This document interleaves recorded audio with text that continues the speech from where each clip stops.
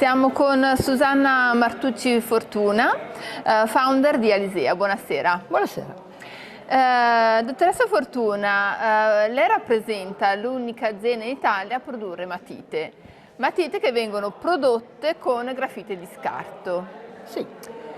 Ecco, mi racconti come nasce la matita e come dalla matita siete arrivati a produrre vernici ad acqua.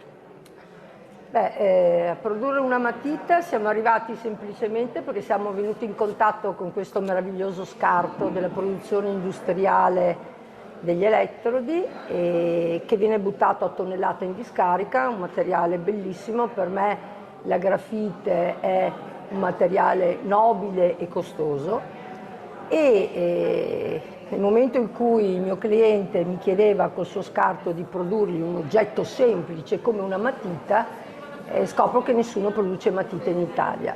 Nasce l'esigenza di provare a capire, dopo 20 anni di lavoro nel mondo dell'economia circolare, noi come avremmo fatto una matita, senza andare a guardare come venivano prodotte le matite nel mondo.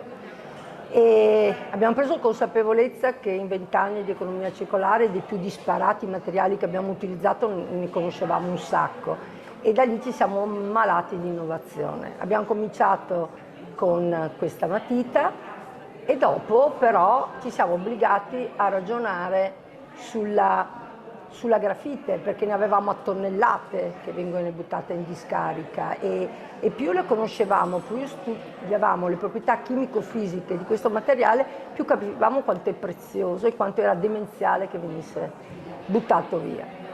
E siamo arrivati alle vernici ad acqua da utilizzare per le tinture, per esempio sul legno, ma anche sui metalli, perché crediamo nella condivisione. Noi abbiamo un cliente che si chiama Listone Giordano, un cliente che acquista da noi oggetti di design sostenibili, e gli abbiamo telefonato semplicemente e gli abbiamo detto: noi abbiamo un'idea per utilizzare la grafite che noi recuperiamo, modifichiamo e miglioriamo, perché possa creare innovazione nel vostro mondo. Loro fanno parquet in legno e lavorano molto sulla sostenibilità.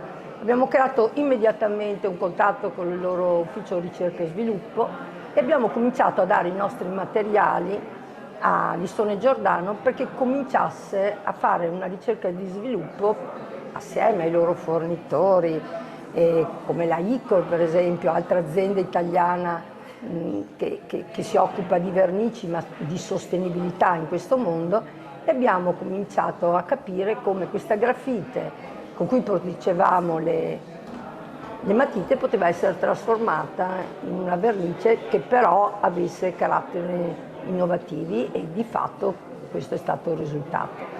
E quindi ci siamo trasformati tra quello che sapevamo noi e quello che Listone Giordano ci ha mandato come feedback, oggi anche in grossi conoscitori di come si fanno le vernici ad acqua, con lo specifico con materiali che vengono buttati in discarica.